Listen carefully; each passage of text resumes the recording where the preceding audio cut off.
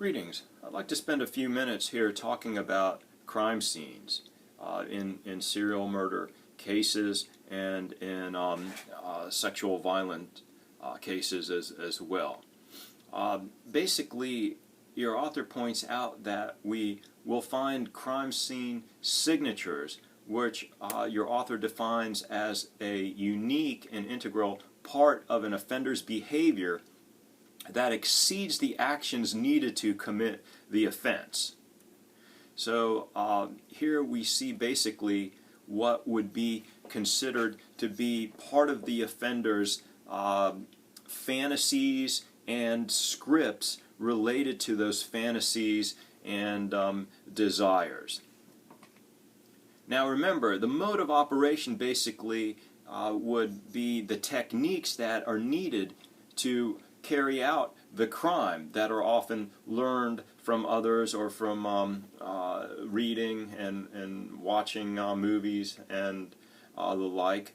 And these may change over time, while the signatures, or as I mentioned, the behaviors or actions beyond those needed to commit the crime often have some consistency and may even have kind of a compulsion basis in that regard. And your author points out that there are various types of signatures that may include, for example, verbalizations, and we may find this in written statements by the offender or in recordings by the offender or reports by victims who were not killed by the offender. And we'll also see this, something that we see emerging now are statements made on the social media environment, postings on Facebook, on YouTube, on Tumblr, on Twitter, and the like. So we begin to see some of those as well. We may see sexual signatures. For example, posing the victim in particularly sexually suggestive ways, or inserting objects into their genitals, or cutting their genitals. We may also see the physical, which would include torture and bondage and other methods of going beyond the killing that are primarily to fuel the offender's fantasies. And then psychological, for example, creating a great amount of fear in the victim and the offender, trying to show that they're in control and have a great deal of power. Some of the signature behaviors that have been found in serial murder investigations are, for example, bizarre sexual behaviors, attacking and destroying the face of the victim, the way that the body is disposed of. Sometimes we see cannibalism, or we see dismemberment of body parts or mutilation. Sometimes there are situations where offenders engage in necrophilia, or they engage in sexual acts with the corpse.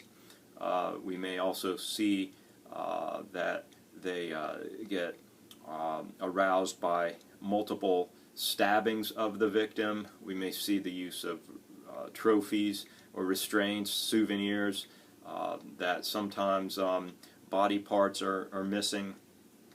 We've certainly seen cases where nipples are cut off, or fingers are cut off, or eyes are removed. We may also see that the offender takes photographs. We may find that later, and of course there is some excellent evidence in a trial if you have photographs or videos. But also they may take clothing or jewelry or other items that they may use in their fantasies, where they recreate and re-fantasize about the murder. So these are important features to take into consideration. And it's also very important to differentiate when you have signature behaviors from serial murder and where you have behaviors that would not indicate serial murder or some type of violent crime. There can be confusion in many respects regarding this. You know, for example, if someone removes the fingers, we might say, well, maybe they have some very deviant sexual fantasy about removing fingers or having those fingers for some type of sexual act. Others might say that they remove the fingers to remove any chance of conducting fingerprint analysis. And so again, we want to take a close look at the signature behaviors, but then try to go back to see how the mode of operation, the signatures, the motivation, the fantasy, the entire script, how we put that together and try to recreate how that offender put that script together in their own head and in their actions. We don't get into the head of the offender. No, we don't do that. But what we do is we try to understand how the offender creates those scripts and then acts out on them. And this wraps up this video. Thank you.